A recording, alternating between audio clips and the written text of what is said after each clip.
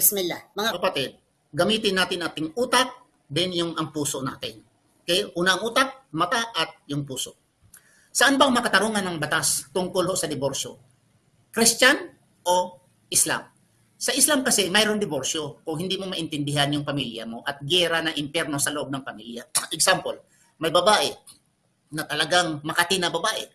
Ang husband ay nandoon sa abroad, trabaho na trabaho yung mister, pawis ang hirap doon sa abroad. Pagdating niya dito ay nadagdagan ng anak niya.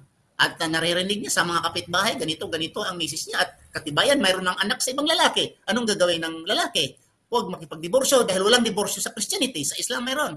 Kung mayroon namang lalaki, basagulero, ay inom na inom lang. Ha? Tapos ang babae naghanap buhay doon sa abroad, o saan man naghanap buhay. Tapos yung lalaki, yung mister, ay inom lang. Inom. Kung pag-uwi naman sa misis, kung umuwi siya sa misis niya, ay suntok niya, ay bugbugin yung misis niya, sigaw, sipain ang misis. Anong magagawa ng misis? Lumilipad ng kaldero, lumilipad ang penggan sa loob ng pamamahay, sinusuntok, sinasaktan ng anak, ang klaseng lalaki. Anong gagawin ng misis? Vice versa, kung ang babae ay makate, anong gagawin ng lalaki? So, diborsyo sa Islam, pinapahintulutan ito, this is the law, it's almost haram, pero pahintulutan ng Allah dahil sa hustisya. Mas magandang magkahiwalay kaysa magkamatayan lamang. In Christianity, wala.